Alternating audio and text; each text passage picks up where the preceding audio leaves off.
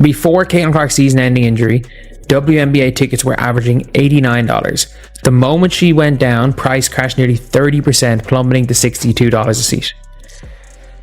That's kind of crazy. And there's a lot of reasons for this, but obviously the biggest reason is Caitlin Clark. Caitlin Clark literally being out, and again, she's only on one team, but a very big chunk of the total attendance in WNBA is from the Indiana Fever. The WNBA has entered what some critics are calling a comedy phase. As ratings drop and ticket sales decline, the league has decided to move the Indiana Fever to play in Atlanta after Caitlin Clark's injury. Many believe the league hoped fans wouldn't notice the shift, but they did, and the situation is drawing attention. This raises a big question. Could the WNBA sustain a full season without Caitlin Clark? Share your opinion in the comments. Looking at the numbers, the league appears to be under pressure. After Caitlin Clark's season-ending injury was announced, fan interest reportedly dropped sharply.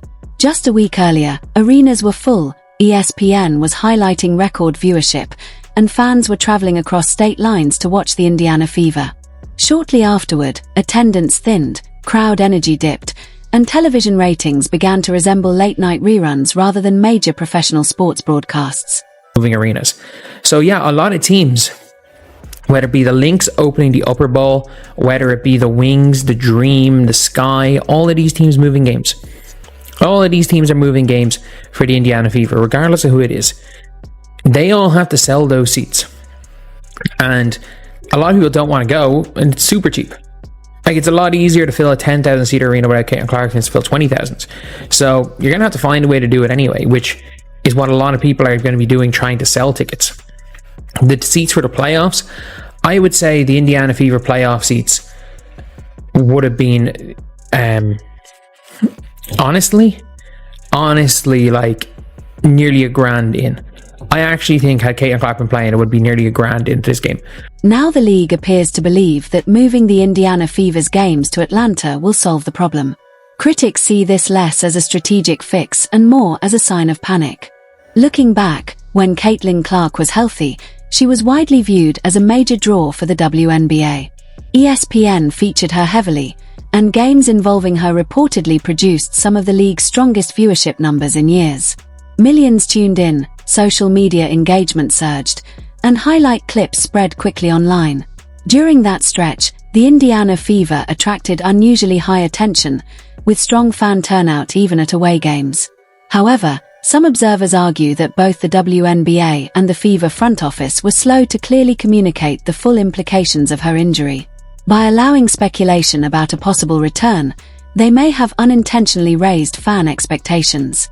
Once it became clear she would not return, interest appeared to drop sharply. For example, reports from Baltimore indicated that thousands of ticket holders did not attend a scheduled game despite having already purchased seats. Critics interpret this as a sign of fan disappointment, suggesting many buyers were primarily motivated to see Clark play and felt let down when that was no longer possible. People felt like they were going to games thinking this team would have Caitlin Clark coming back to make a championship run. I mean, the perfect example, the game in Baltimore the other day with the Mystics. Nearly 3,000 fans decided not to show up, and they paid for the ticket. Some critics also argue that ESPN has been overly optimistic in its coverage. The network has highlighted year-over-year growth and strong average viewership figures, but skeptics say those headline numbers were heavily boosted during the period when Caitlin Clark was playing. According to this viewpoint, Clark was the primary draw behind many of the viral moments, whether it was her deep three-pointers or standout playmaking that drove spikes in audience interest. Without her, critics claim certain matchups have struggled to attract similar attention. To illustrate their concern, some point to games that reportedly drew under 100,000 viewers, arguing that such figures fall short of the momentum the league was enjoying earlier. From this perspective, the league's public messaging about continued growth does not fully reflect the recent drop-off in buzz and engagement. WNBA and the Indiana Fever did not want people to know that Caitlin Clark was going to be out for the season. I can tell you, from the very day that they decided to let that go public, everything has dropped off a cliff. Critics say this situation may be particularly troubling for Kathy Engelbert, who has emphasized the goal of growing the WNBA beyond reliance on any single star. From that perspective, the recent drop in buzz following Caitlin Clark's absence raises uncomfortable questions about how much of the league's current momentum is tied to one player. Skeptics argue that without Clark, the WNBA has seen less online conversation and mainstream attention.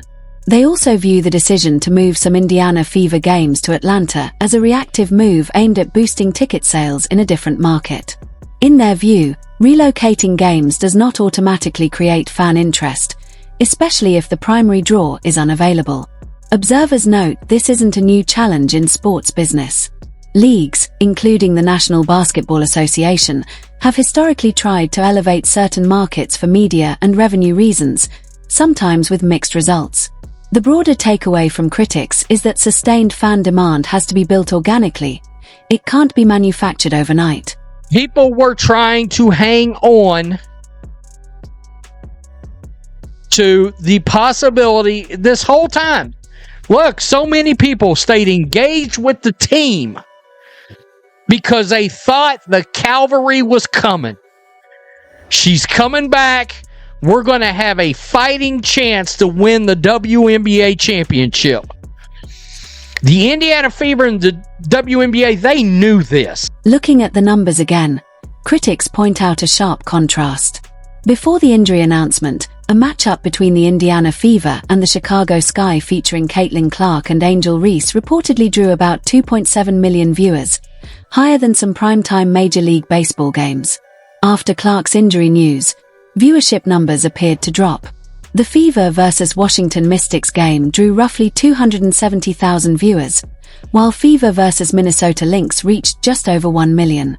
Critics also argue that even teams in major markets, such as the New York Liberty and the Las Vegas Aces, haven't fully captured casual viewers at the same scale. While stars like Aja Wilson are widely respected for their performance, skeptics say mainstream name recognition still lags. Some observers believe players themselves are aware of the shifting attention, pointing to quieter arenas, reduced online buzz, and changes in highlight promotion. However, claims about individual players' attitudes or effort are largely speculative and not something that can be confirmed without direct evidence.